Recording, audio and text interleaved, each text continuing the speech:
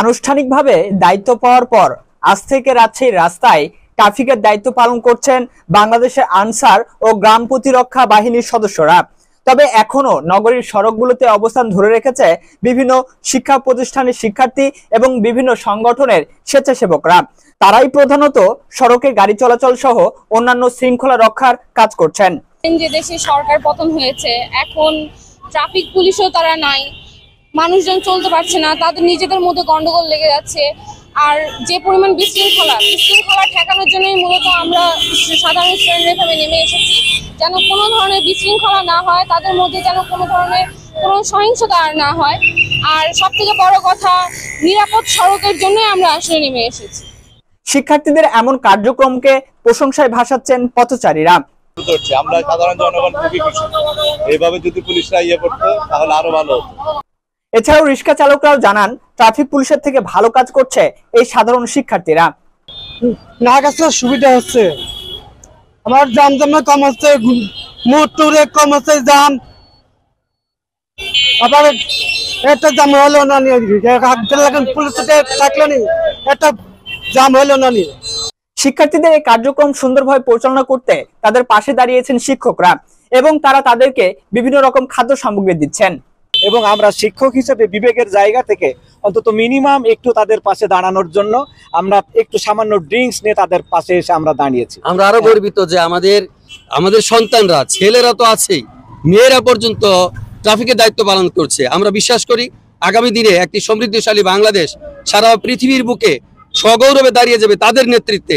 অপরদিকে রাজশাহী মহানগরী ঘুরে দেখা গেছে গুরুত্বপূর্ণ স্থাপনাগুলো পাহারা দিচ্ছেন শিক্ষার্থীরা।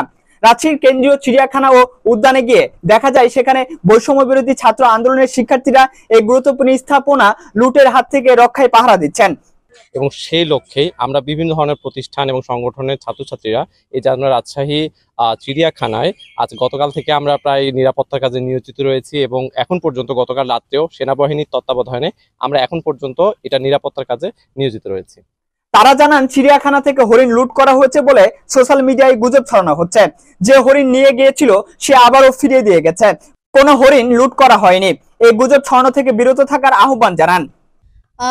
এখানে অনেকে গুজব রটাচ্ছে যে হরিণ লুট হয়েছে। এখানে আসলে হরিণ লুট হয়নি, এখান থেকে লুট হয়েছে অনেক পাখি লুট করছে আর মাছ লুট করে নিয়ে গেছে। কিন্তু এখানে গুজব রটতেছে যে হরিণ নিয়ে গেছে, অনেক হরিণ পাওয়া যাচ্ছে না, হরিণ আহত হয়েছে না।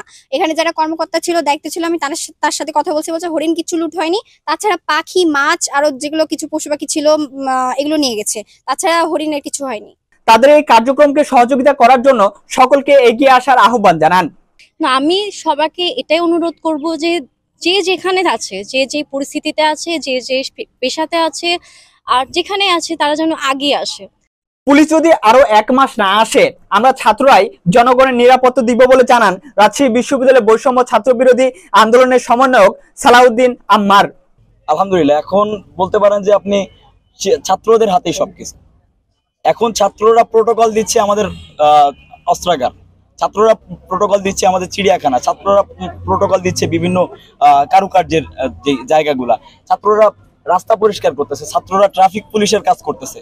ছাত্ররা কোন জায়গায় নেয় এখন সবকিছু ধরে রাখছে। দেখেন, একটা প্রোপাগান্ডা এখনো পর্যন্ত ছড়াচ্ছে যে এই আন্দোলন করার পরে এই স্বাধীনতা তো চাই না, এই চাই না, ওই চাই না। ছাত্ররা স্বাধীনতা এনে দিছি, লুটপাট ছাত্ররা করতেছে না। লুটপাট যারা করার দুষ্কৃতিকারী তারাই করতেছে। তো ছাত্ররা সবসময় সেরা ছিল, সবসময় সেরা আছে, সবসময় সেরা থাকবে এবং তারা এগিয়ে যাবে, তারা এগিয়ে নিবে দেশকে। আপনারা যদি এখন পুলিশ যদি আমাকে বলে যে আমরা আরো 1 মাস আসবো না, ওকে, নো প্রবলেম। আমরা ছাত্ররা প্রয়োজনে পুলিশ ফোর্স আমরা ছাত্রদের থেকে তৈরি করে নিয়ে আমরা জনগণের নিরাপত্তা দিব।